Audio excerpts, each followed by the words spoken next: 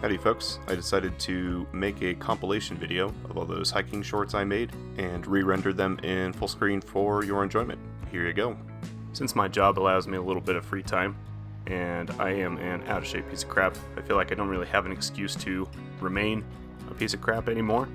So on these days off I decided to take a hike every day and see if I could mitigate that a little bit. So day one, I did 6 and change miles on the hidden treasure trailhead just outside of Blackhawk.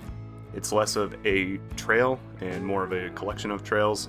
It also has mountain biking trails, but I couldn't tell you if those were good or bad because I don't mountain bike.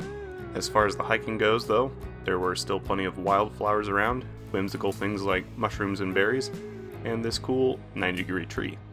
The views were good but not spectacular, and unfortunately at the summit, it was a bit underwhelming because there were quite a bit of trees blocking what would have been a fantastic 360 view. Other than that and the traffic noise, not bad, and I'd hike it again. See you for the next one. Bye. For day 2, I went to the Centennial Cone Park, again just outside of Blackhawk. 5 and change miles, and the path seemed to be more of a road than a trail, so I suppose I went for more of a walk than anything, but I'll still count it. Like yesterday, the area has more than one trail. I just decided to stick with the road and see where it took me, and it took me on some pretty good views. There are, again, plenty of wildflowers, some cool trees like these ponderosas, and these junipers, or as I call them, gin trees. I also found these free-range cones, which I assume the park is named for, and this burnt-out house, complete with unspent shotgun rounds, and a few cans of tragic, undrunk beer. Other than that, pretty moderate trail. It is mined, so be aware. And for some reason on the weekends, they alternate the use between bikes and horses and pedestrians, so be aware. I just happened to luck out. See you next time. Bye. Day 3 was a longer one, just under 11 miles on the Silver Creek Trail. This trail starts in Georgetown and runs parallel to I-70, though there are a couple trailheads that lead to it along the way. It's a relatively flat, easy trail unless you use one of those other trailheads. Not too many flowers this time, but there were a couple little creeks and quite a bit of these rocks and quite a bit of old mining ruins and entrances along the way that you can check out. It's pretty neat. The views are fantastic the whole way, and nothing beats the soothing sounds of Interstate 70. Anyway, I highly recommend this one. Be aware it is a bit narrow in some spots, but it's not too bad. And I'll see you for the next one. Bye. Today was a little bit of a lighter day, just a couple miles. I decided to go for a walk around Chase Gulch Reservoir, only to find out you can't. Still, there's a little bit of a strip that you can sneak past the dam on and get to the other side. There's not a whole lot to see, but it's kind of cool if that's something you're into. Otherwise, not a bad spot to put in a kayak or do some fishing. Beware, it is summertime, so the ice is indeed thin. The views aren't super spectacular here, but at least you don't have to deal with interstate noise. And the water is gold medal, though I could not figure out what events it was competing in. Anyway, that's about all I have for today, and I'll see you for the next one. For day 5, I decided to go to St. Mary's Glacier. It's not a real long hike at just under 2.5 miles, at least that's what I got on my Fitbit.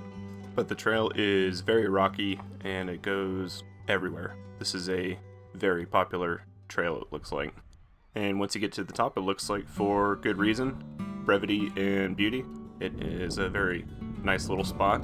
I would have liked to go up a little farther and seen a little more, but it looked like the thunderstorms were rolling in, and I didn't exactly want to get caught above tree line in a lightning storm. That said, unless you're going to be spending a good chunk of the day up there, I actually don't recommend it because the people that own the parking lot are charging $20 a car to park there. The simple fact is there are other places just as pretty and a lot cheaper to park and a lot less crowded. Anyway, that's what I got for you today. I'll see you for the next one. Bye. For day 6, I went to Silver Plume to check out the 730 Mine Trail. And of the hikes I've done in this series so far, this one is so far my favorite. In fact, I enjoyed it so much I think it might deserve its own longer video as well. Anyway, I did just under 7 miles or so, all of it through old mine equipment and buildings. I'd be careful climbing around them. There's a lot of tetanus to be had. You do get the highway noise again, but this time at least, you also get the train that runs between Silver Plume and Georgetown, which matches with the aesthetic of all the mine stuff quite well. But one of the cooler things I found on this trail was that the markers all had QR codes, and if you scan them with your phone, it would bring up a PDF of some of the history on that trail. I've never seen that before, and I'm all for it. That's about all I have for you today, and I'll see you for the next one. Bye. For day 7, I went to the Silver Dollar Lake Trail just off of Guanella Pass by Georgetown.